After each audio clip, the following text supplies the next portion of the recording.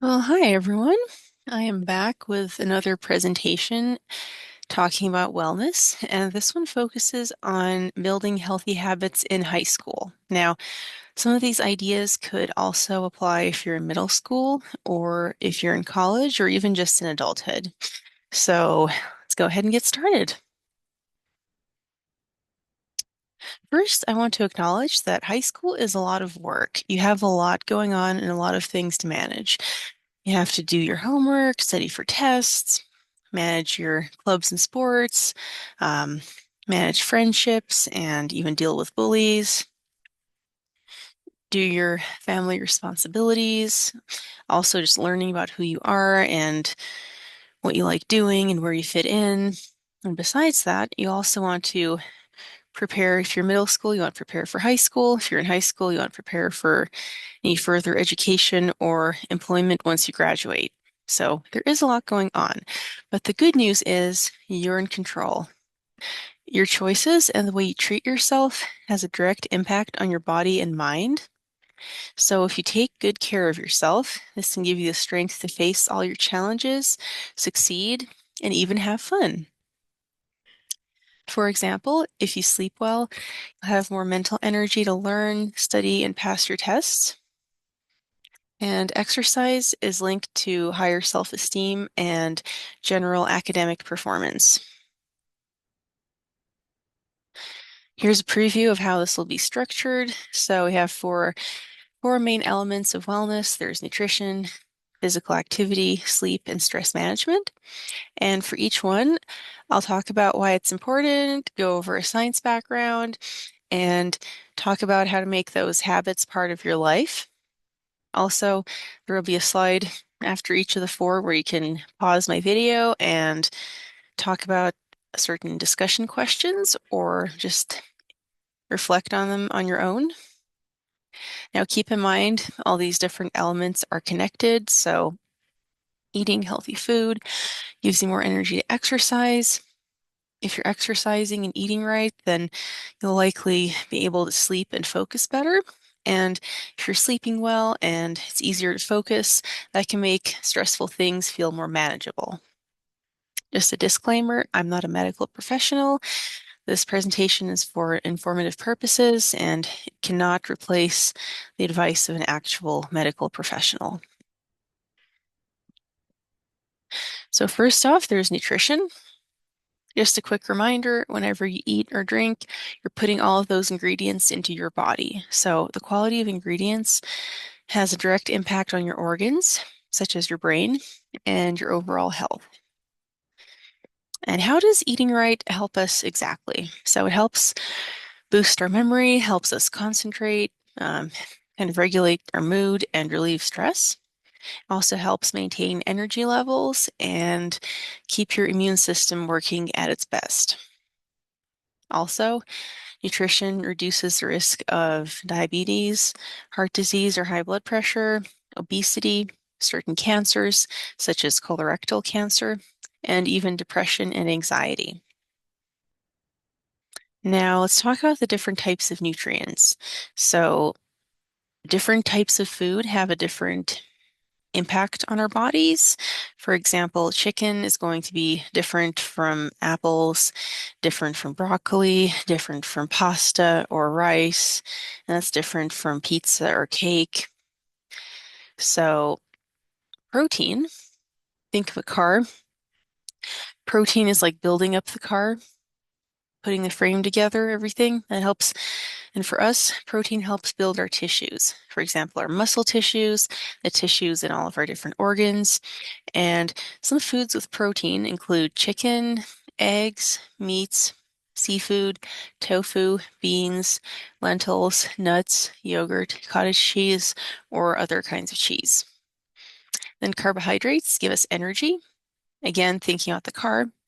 Um, if you want to drive like 100 miles or so, or whichever distance, you want to drive across town to go shopping, you have to put gas in the tank.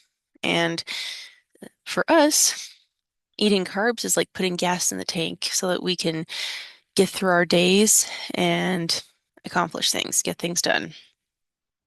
And some foods with carbs include oatmeal, rice, bread, pasta, quinoa, barley, cupcakes or cakes, potatoes and sweet potatoes or potato chips.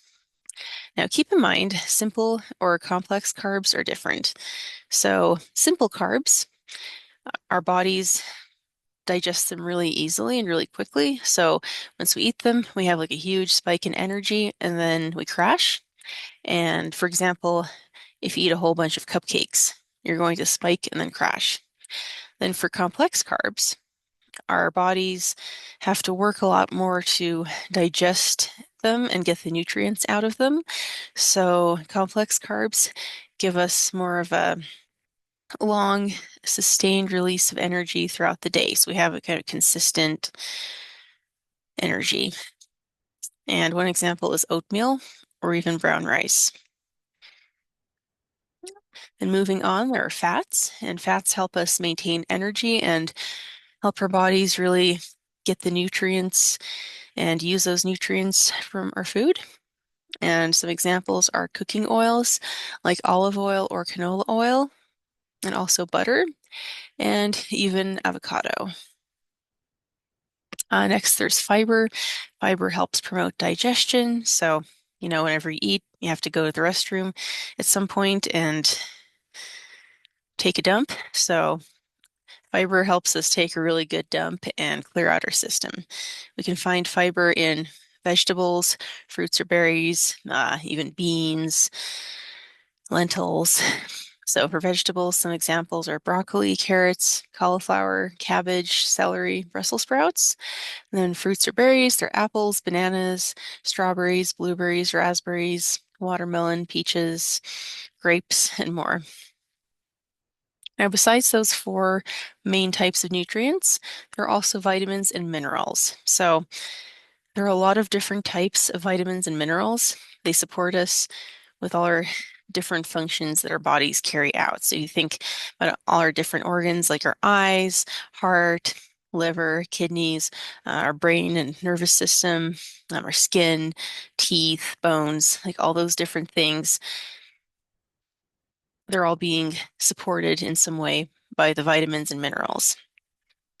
And just a couple of examples, there's vitamin C, which is good for our immune system and our skin. And vitamin B, it's good for the brain, immune system, and heart. Now, these are only just a few examples. There are many, many more. And that's why it's important to have a variety of nutritious food so that you can have access to all those important vitamins and minerals. Some more examples of food with certain nutrients. So broccoli. Broccoli has vitamin C, which is good for the immune system and skin. Vitamin K1 is good for blood clotting. So if you accidentally cut yourself in the kitchen, it helps kind of clot the blood so you don't bleed too much. Then fiber. Fiber is good for digestion, as we said, and general like gastrointestinal health. And broccoli also has iron, and iron helps move oxygen throughout the blood, among other things. And if you like chicken, chicken is a good source of protein. Protein is our building block of all our different tissues. It helps rebuild those tissues. And also vitamin B12, which is good for the brain, nerves, and blood cells.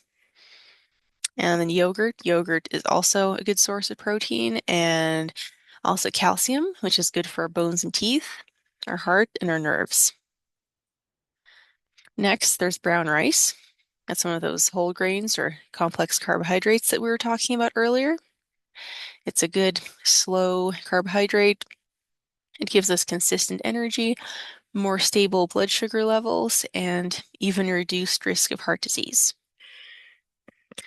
Then kidney beans. Kidney beans contain potassium, which is good for our nerves and muscles, protein, and even some fiber and some slow carbohydrates.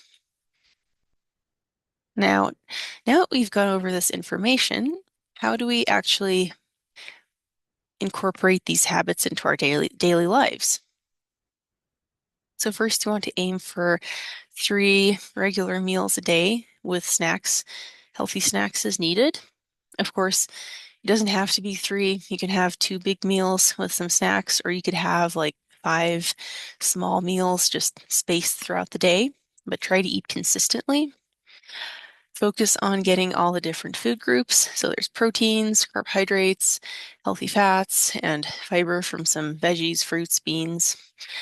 For example, you could have beans and rice together. It's pretty affordable, easy to cook, and includes all those good food groups. Also, you want to stay hydrated and make sure you drink a lot of water, not soda or juice. It's okay to have soda or juice once in a while, but stick to water. If you have a drinking fountain at school, you could just stop by between classes and take a sip, or you could fill up your water bottle and keep it with you throughout the day. Um, Besides that, you might not have time to cook a lot every day, so if you're busy, you can just pack healthy snacks like Greek yogurt, carrots, celery.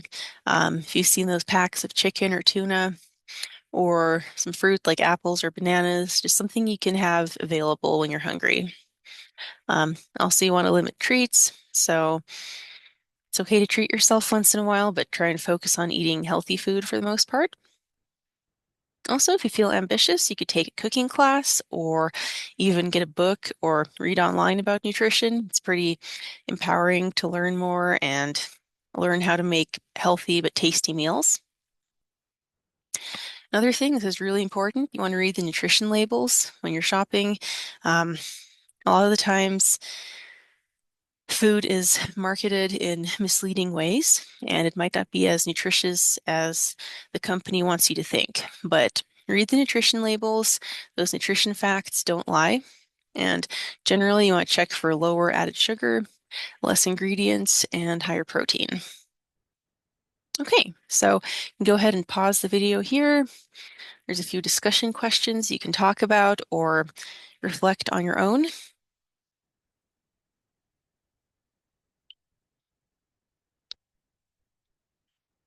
The next portion is talking about physical activity. So exercising, getting active, moving around.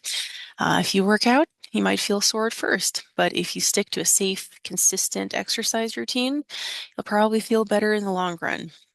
For example, if you ever feel upset and you go for a run or something to clear your mind, you come back feeling happy. Well, that's one of the many positive effects of exercise. So, how does it help us exactly? Well, first of all, it's good for the brain. When you exercise, you're making your blood, pump more and circulate throughout the body, and the blood takes oxygen and nutrients to all of your different organs, including your brain. That's really good. It also helps the brain release endorphins. Endorphins are a natural painkiller and mood boost. Exercising also decreases those stress hormones, so you don't feel so stressed. And it also helps with neuroplasticity, which is basically like our brain's ability to learn and adjust to different circumstances. And then, in turn, this helps with focus, learning, and memory. This is going to be really useful in school or at work, so you can really focus and learn the information and remember the information for the test or just to use at work. Also, great for regulating your mood and relieving stress. I think of it as burning off nervous energy. So, if I'm feeling like nervous, jittery, I'll just do something active and moving around helps you calm down. Exercising also helps improve sleep.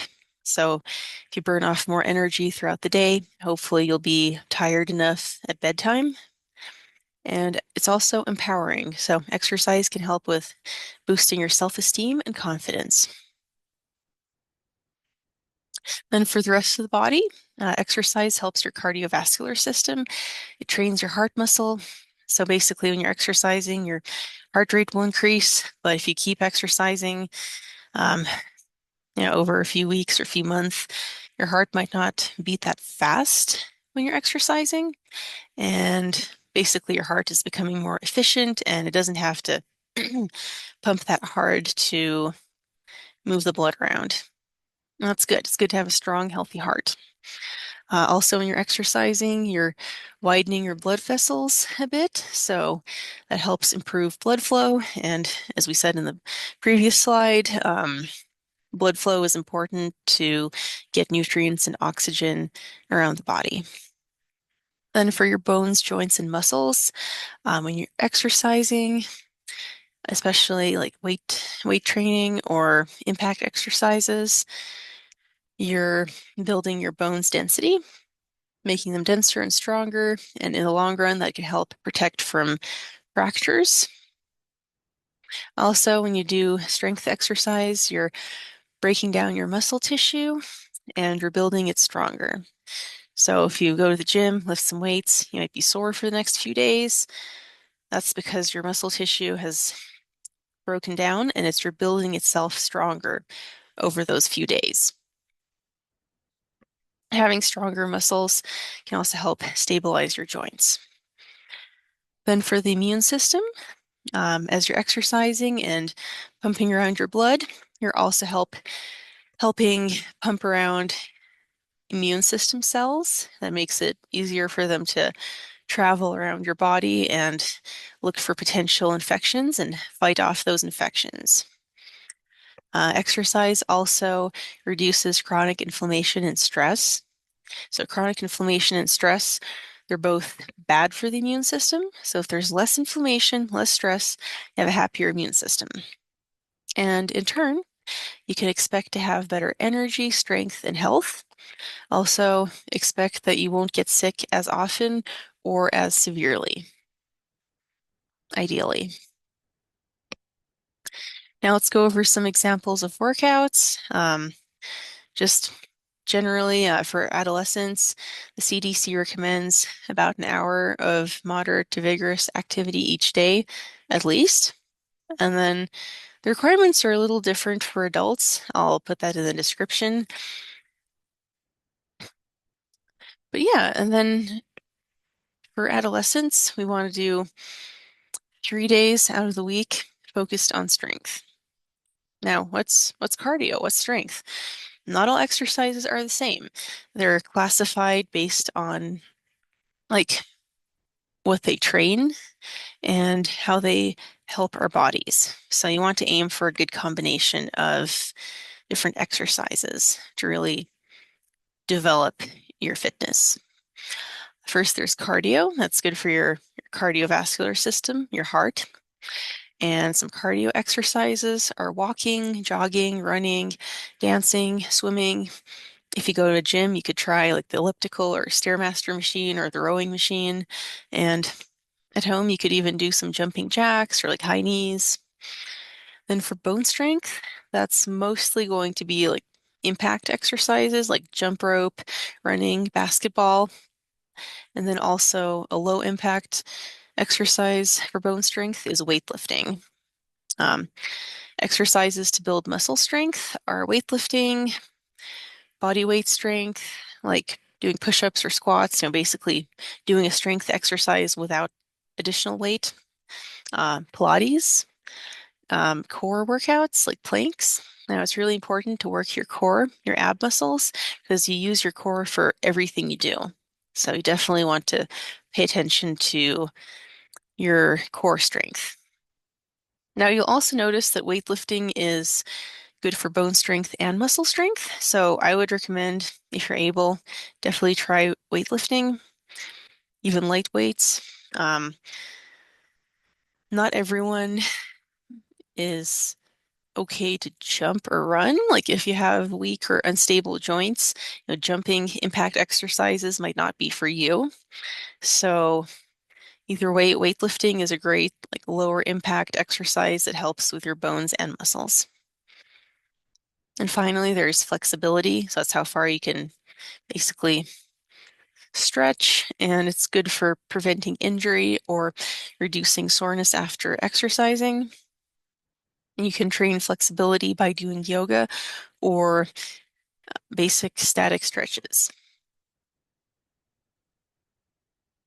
So, how do you make this a habit? Well, if you're in school, probably have access to some PE classes. So, take those PE classes and participate. Make the most of your time. Don't just stand against the wall, but get in there and get active. If you have time, you could even join a school sport like, these different examples or whichever sport they offer that you're interested in. You could even just play sports outside or at a rec center with your friends or family. If you're bored at home, you could dance to your favorite songs. If you don't live too far from school or work, you could walk or bike. And, if you have access to like an urban trail system or some trails not too far from town, you could go for a hike with your family or friends. Also, you don't have to leave your house to exercise and get fit. You can just find some good online workout videos at home. Now, definitely choose something that's low impact to start and something that you feel you can handle. And make sure that the online workout coach is qualified. Like look into their background. But yeah, there's some pretty good channels on YouTube. Also, if you're sitting for a long period of time doing homework or work, don't stay sitting for too long. So you want to get up every hour or so and just take like a 2 to 5 minute break. You can go to the restroom, just walk in place, do some stretches. Just make sure you're not sitting for too long. The end of the day after school or after work, you could do stretches or yoga. It's very relaxing, especially if your back is tense from being at work or being at school. The other thing it's really important. Exercise is one of the most useful and important things that we can do. One of the best things you can do for your body, but it's also really important that you're doing it correctly. Because if you do it wrong, then you can hurt yourself. So you want to make sure you're doing it right. So first of all, if you're pretty new to exercise or haven't exercised in a while, you want to start light and gradually increase intensity, gradually start doing harder exercises. But like the first couple of weeks or first couple of months, just do easier exercises, then slowly, gradually start doing harder exercises. Let your body get used to it. I can't stress this enough. Definitely, you want to wear well-fitting, supportive sneakers. Basically, if you wear the wrong shoes, you could hurt your back or your hips. If you wear the right shoes, then you're preventing a lot of injuries. Um, You may even want to talk to a medical professional, such as a school nurse, like the family doctor or your own doctor. And they can talk about like building a healthy routine and what kind of exercises you should avoid, um, which ones you should do more of. They'll have some good advice. Also, stay hydrated. So when we exercise, we sweat, our bodies lose water, so it's important to replace that water by, drinking water, obviously, and even add some electrolytes if you feel like. If you're exercising outside, you want to wear a hat and apply sunscreen.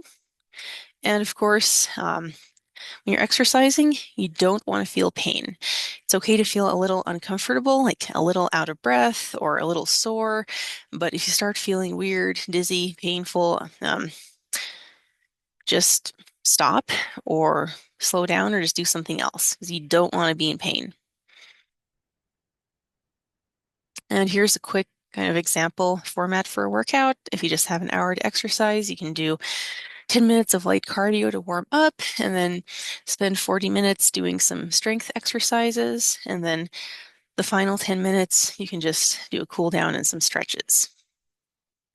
And you can go ahead and pause the video again and talk about these questions or reflect on your own.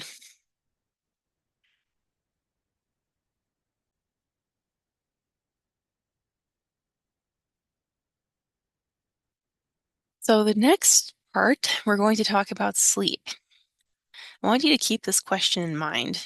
How do you feel after going to bed on time and getting enough sleep versus after you pull an all-nighter and stay up all night? It's probably pretty different. You probably feel better after you get more sleep, right? Well, maybe not, but I just want you to think about this question. And how does quality sleep help us exactly? Well, first, it's good for the brain. It's good for learning, helping us remember things, and helping us focus. You may know there are different parts of the brain that help us with different functions, and sleep is good for the hippocampus, good for learning. And then also when we're sleeping, um, basically our nerve cells are being reorganized, which is good. And then our central nervous system is being cleaned out of potentially toxic things. So it's like a nice, healthy reset. Also, sleep helps us keep our emotions in check.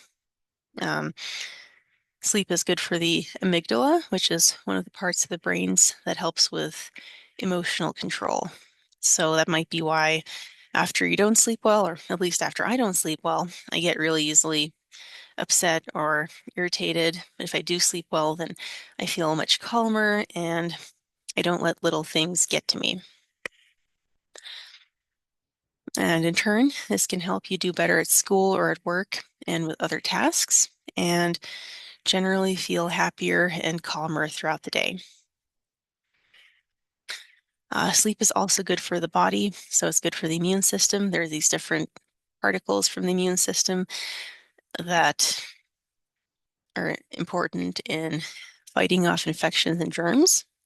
And sleep is good for these things. So sleep is good for cytokines, antibodies, and immune cells, and makes them better at fighting off infections. Sleep is also good for the heart. So basically, if you don't sleep well, you might have higher blood pressure, higher cortisol, which is a stress hormone, and more inflammation. And these are bad for your heart.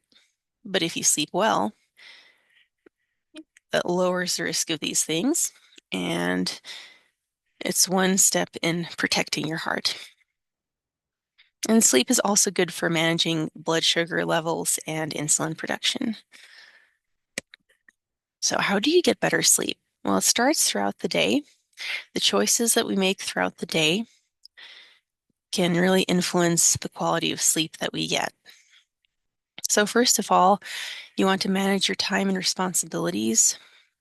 So, start your homework, chores, whichever tasks as soon as possible. That way, you'll have more time to rest in the evening. You can go to bed on time and you don't have to stay up late finishing something. You can manage your tasks by using a planner or even an app on your phone, or whichever way works better for you.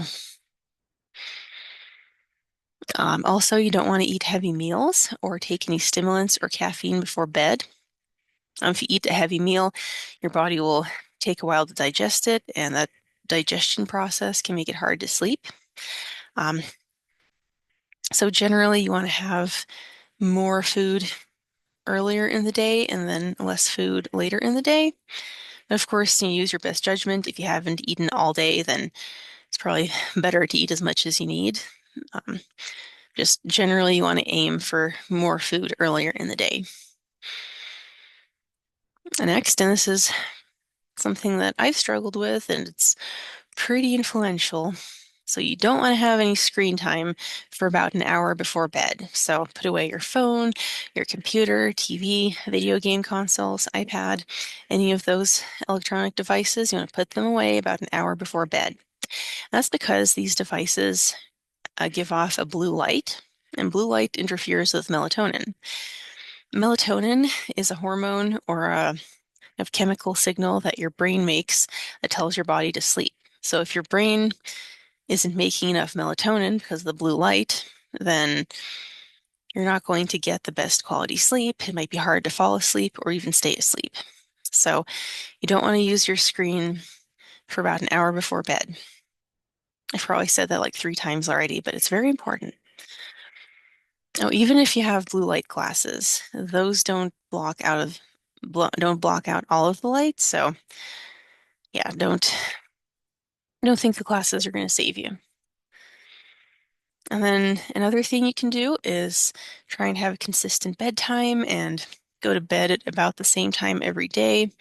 Of course, if you work like a variable shift, then that might not be as possible, but to the best of your ability, try to have a consistent bedtime. That way you're teaching your brain and your internal body clock that, oh, it's 9 p.m. It's time to start getting ready for bed and kind of winding down.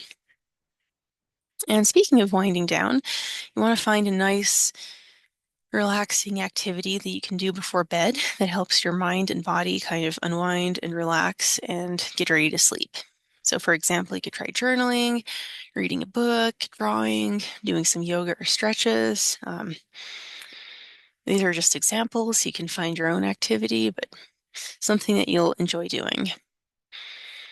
Also, the environment of the room matters too. So wherever you're sleeping, it's better for it to be cool, dark, and quiet. So to keep it cool, you could try using a fan, or if your house has AC, you could use the AC, or even just crack the window a tiny bit to let some cool air in. Um, you want to keep it dark, so you could use blackout curtains or even tape aluminum foil over your window. If that's not possible, you could use an eye mask. You also want to be mindful of things inside your room that can produce light. So, like the computer, if the computer has a little light, then you want to cover that before you sleep. Even a small amount of light can make it hard for your brain to get the really good quality sleep. You also want to make sure it's nice and quiet. If that's not possible, then you could try noise canceling headphones, but of course, you use your best judgment. And sometimes it's better to hear things if things are going on. But yeah, just some tips. Again, there's some more questions. You can reflect on these questions or talk about them with somebody else and pause the video.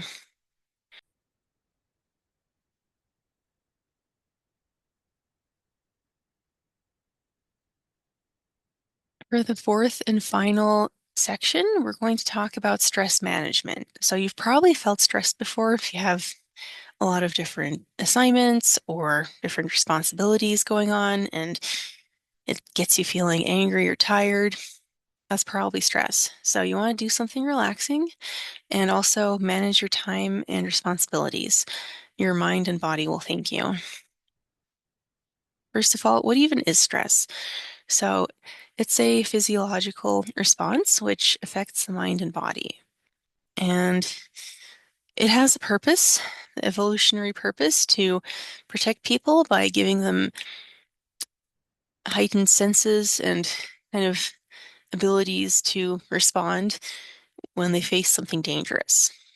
Um, just for a older example, you think about millions of years ago, you know, early humans roaming the earth with woolly mammoth and saber-toothed tigers. I mean, if you see a woolly mammoth, you definitely want to have a good response. So, um, stress would kind of protect people, and if they see the mammoth, they'll have some more, be more alert, and be able to hide or maybe run away. Or I'm not sure how realistic this is, but have a surge of energy to fight the mammoth and protect their families. So it definitely makes sense. The stress is a way to like protect people and help us deal with potentially dangerous things. But a lot of the time, the things that make us feel stressed are not that dangerous. So, dangerous things can happen, and it's important to be alert. But if you're feeling a strong response because of homework or emails, then that's not really justified. Like the emails aren't gonna, they're not gonna hurt you. They're just emails.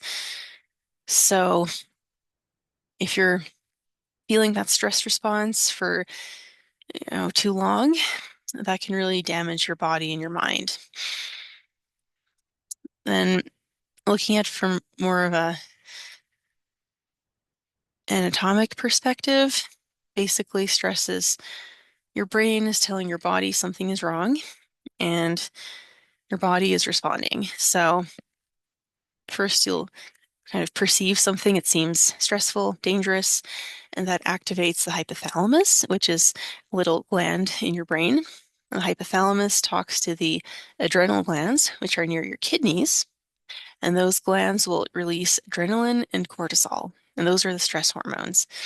And as I said earlier, hormones are basically little chemical signals that tell your body what to do.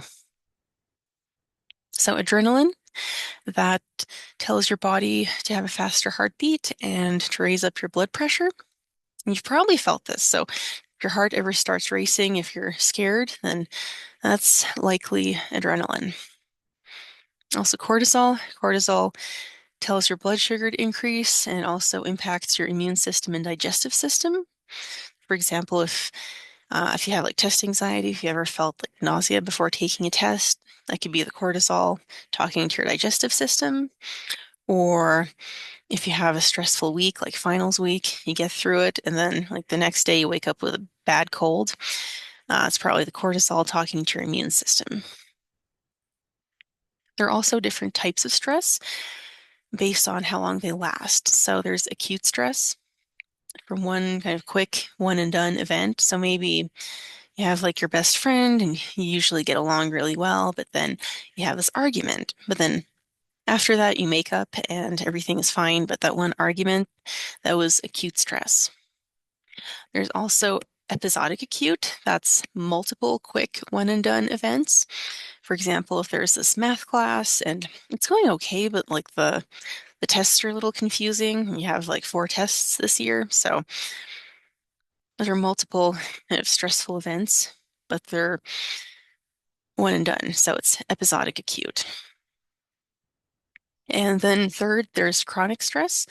That's from more of a long-lasting issue that's always kind of going on, whether it's prominent or more in the background, it's kind of always happening. So, for example, family issues or chronic health problems, some examples of chronic stress. Now, unfortunately, you can't get rid of all issues, but you can take care of yourself and protect your health throughout all of these stressful events. Now, if you're working on staying calm and reducing your stress, this can protect you from these issues. So for your mind, it protects you from anxiety, depression, and panic attacks, also issues with memory and focus. And also for the body, stress can cause headaches and muscle tension, problems with digestion, heart problems, and even issues with the immune system. Conversely, if you work on decreasing your stress and staying calm, this can help you by increasing your learning and memory. This can lead to improved grades and future opportunities. Um, Whether you're in school or at work, you can learn new things, remember, and kind of put them in practice. Um, Staying calm can also help you regulate your mood. So, first of all, that's good for you because you don't want to be sad and angry and confused all the time. It's definitely better to be happy and calm. But then that also can lead to better interpersonal relationships. So if you have like a small argument with your friend, you're not just snapping and yelling at them, but you can kind of calmly approach the issue. And also, you can expect hopefully better physical health and more energy for different things, including fun activities. All right, so how do we keep our stress in check? Well, first you want to take good care of yourself physically. So the first 3 portions that we talked about, so eating right, exercising, getting enough sleep. You also want to practice good time management and managing your responsibilities. You could put everything in a planner or make to-do lists. You can start doing your homework and studying as soon as possible. That way you're not like cramming and just rushing through it towards the end.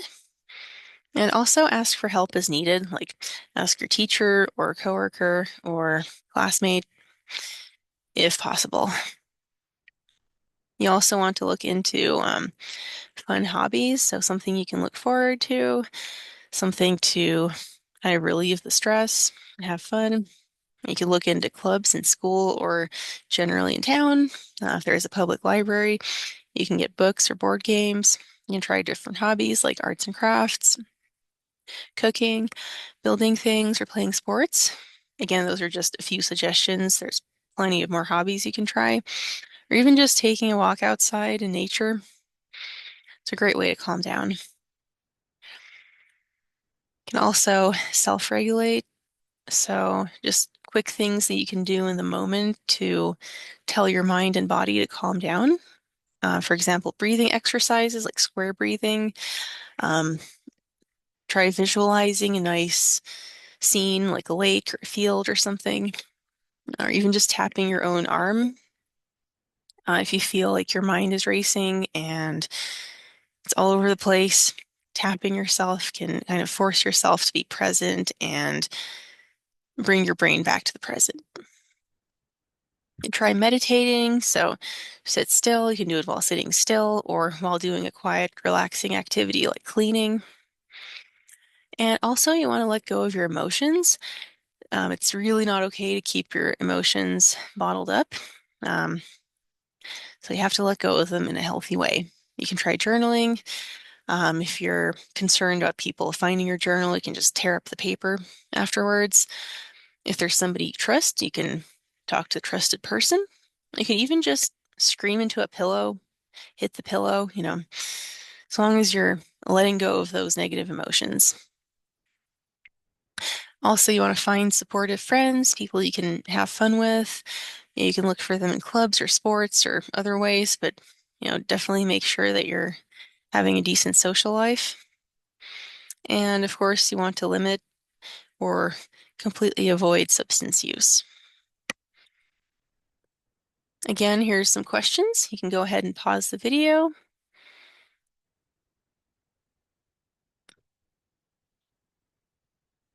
And if you have any questions or comments, please feel free to comment and I'll try and respond as soon as I can. Thanks for listening. I hope this was helpful. And here's the sources I used. Well, thank you. Take care. Bye.